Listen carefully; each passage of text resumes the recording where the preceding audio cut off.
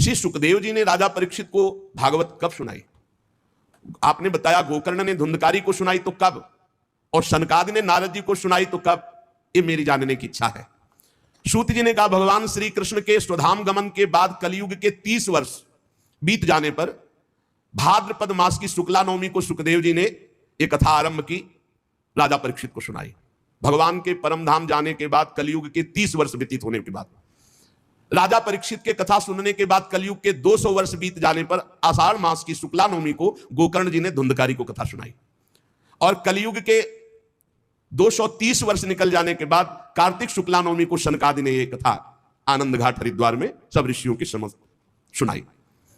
जो आपने पूछा मैंने उत्तर दे दिया।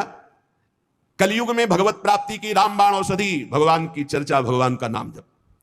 संतजन आप लोग आदर पूर्वक इस भगवत कथा अमृत का पान कीजिए।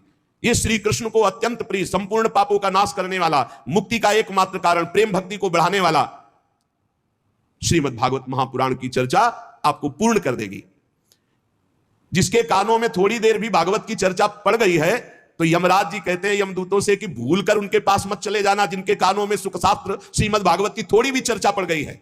मेरी शक्ति नहीं है कि भगवत चर्चा सुनने वालों को मैं दंड दे सकूं। इसलिए सबसे प्रार्थना है, असारे संसारे विषय विष संगा कुलधिया क्षणार्धम क्षेमार्थम पिबत सुख गाथा तुलसुधाम। ये संसार असार है। असार माने कुछ भी इकट्ठा कर लो, जब यहां से जाओगे तो कुछ साथ नहीं जाएगा, शरीर भी नहीं, तो सार क्या हाथ लगा। बोले विषय रूप विष की आसक्ति के कारण व्याकुल होकर हे बुद्धिमानों अपने जीवन को व्यर्थ नष्ट मत करो। अरे कुछ ही क्षण, एक घड़ी आधी में पुण्याद क्षणार्धम क्षेमार्थम पिबत सुख गाथा तुलसुधाम। थोड़ी देर बैठकर चैन से भगवान का नाम जप लो, थोड़ी देर भगवान की